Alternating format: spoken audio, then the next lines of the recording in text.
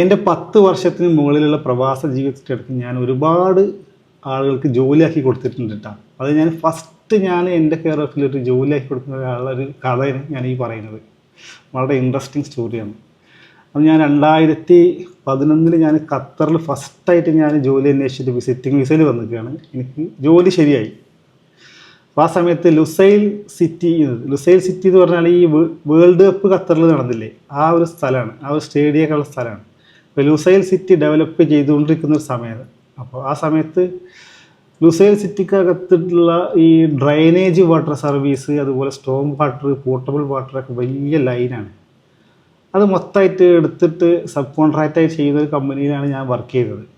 അപ്പോൾ ആ സമയത്ത് അവിടെ മെയിൻ ഹോൾ കൺസ്ട്രക്ഷൻ നടക്കുന്നുണ്ട്. ആ മെയിൻ ഹോളിനകത്തുള്ള കോൺക്രീറ്റിന് വേണ്ടിയിട്ടുള്ള സ്റ്റീലിൻ്റെ കുറച്ച് കാൽക്കുലേഷൻസ്, ഡ്രോയിങ്സ് അത് സംബന്ധിച്ച് വർക്കാണ് ഞാനാണ് ചെയ്യുന്നത്. അത് ആ സമയത്ത് ഞാൻ ആ കമ്പനിയിൽ നിന്ന് എല്ലാം പഠിച്ചെടുത്തു വളരെ ഈസി ആയിട്ട്.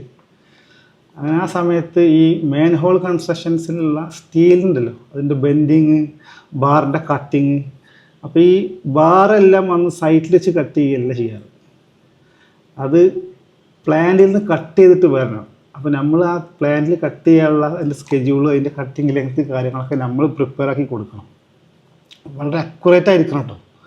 അക്യുറേറ്റ് അല്ലെങ്കിൽ അത് സൈറ്റിൽ വന്നാൽ അത് മാച്ചായിട്ടില്ലെങ്കിൽ അത് വേസ്റ്റാവും, പിന്നെ നമുക്ക് പണി കിട്ടും.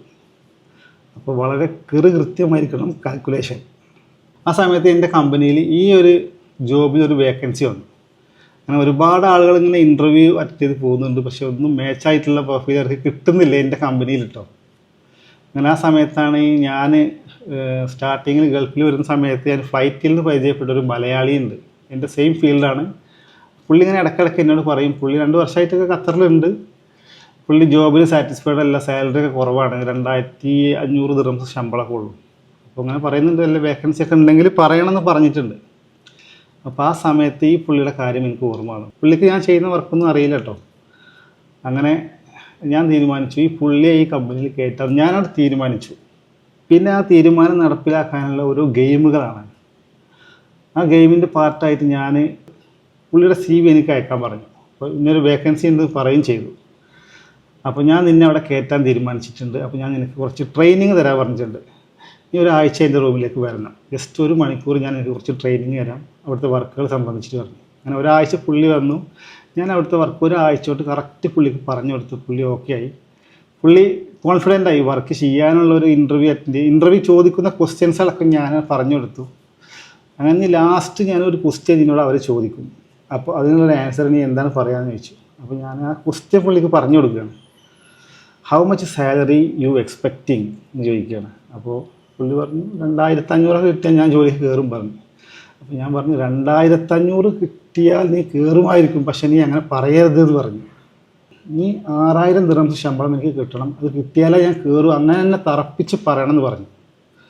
അങ്ങനെ പുള്ളി അത് പറഞ്ഞു, ആ ഒരു സാലറി ആൾക്ക് കൊടുത്തു. ആ പുള്ളി ഒരുപാട് കാലം ആ കമ്പനിയിൽ വർക്ക് ചെയ്തു.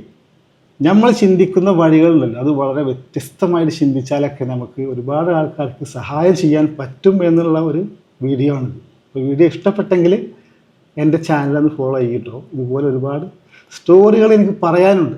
അപ്പോൾ ബൈ.